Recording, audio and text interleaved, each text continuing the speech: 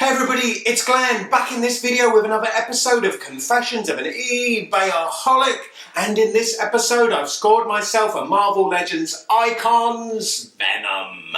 Icons were the Marvel Legends 12-inch scale spin-off series released in 2006 by Toy Biz and limped on through into Hasbro taking over the Marvel action figure license. I got this for £28.50 from a Chinese seller, and they seem to be showing up en masse on eBay right now, which 7 years after their release makes me think a treasure trove full of them has just been discovered, terracotta army style, that or they're knockoffs. Yet as long as they don't come with an LED in the chest, some of these knockoffs can be surprisingly decent. As we look at the packaging back, we can see it includes a special book, Evolution of an Icon. Here is the figure out of packaging, but before we get to him, this is the packaging backdrop insert to the figure showing Venom's various comic cover appearances. Then the Evolution of the Icon book contains Venom's bio lifted from the pages of the handbook to the Marvel Universe, and also includes various different artists' renderings of Venom,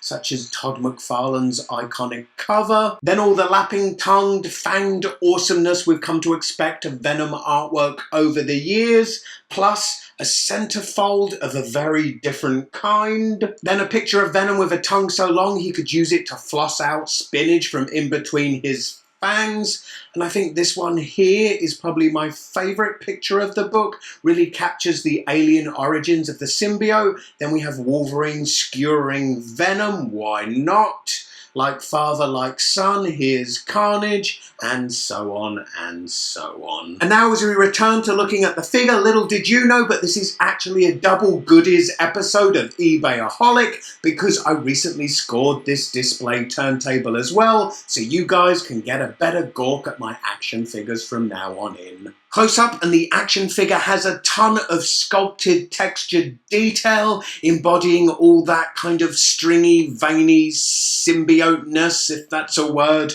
If you know Venom, you know what I mean. The paint application is simple but effective, with the black parts being the flat black plastic of the action figure, whereas the white spider symbol has grey paint in the recesses, which really creates some depth, drawing attention to the broad muscularity across the back especially. When it comes to the head sculpt, the tongue and the fangs tick the right boxes, but the paint application lets it down with these weird white eyebrows, and I think the pink of the gums reads a bit like crazy lipstick. Here is the Marvel Legends Icon Venom on the left, next to the Spider-Man Classics 12-inch Venom on the right, which in lots of ways is the inferior figure. The paint application of it is a bit heavy-handed and it lacks some articulation. Yeah, I think the head sculpt on the Spider-Man Classics one is superior to the Marvel Legends Icon Venom, so much so I used it on one of my customs. I'll hook you up with a link to that video at the end of this one. I'll bring in my trusty ruler just to prove he does measure an even 12 inches. Here's a size comparison with the Spider-Man Classics 6-inch scale Venom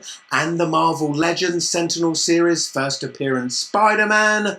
With a Venom this big, Spidey, the odds ain't in your favour. Moving on to articulation, the head moves side to side. It also looks up a great degree. The jaw is articulated. It's very loose and doesn't hold a pose though. The head articulates down, and the tongue is also articulated with a prehensile wire in there. The shoulder rotates and moves up and down. There's an upper arm swivel, a double jointed elbow. At the wrist it rotates. Each of the fingers is individually articulated, and of course as a mature adult collector the first thing I do with that is pose him flipping the bird. Has an ab crunch, which is important as Venom often has a hunched posture. Rotates at the waist. Ball jointed hips that move out and in, they also rotate. You have to be as flipping strong as the Hulk to rotate them. Upper leg rotation, double jointed knee, rotates mid calf.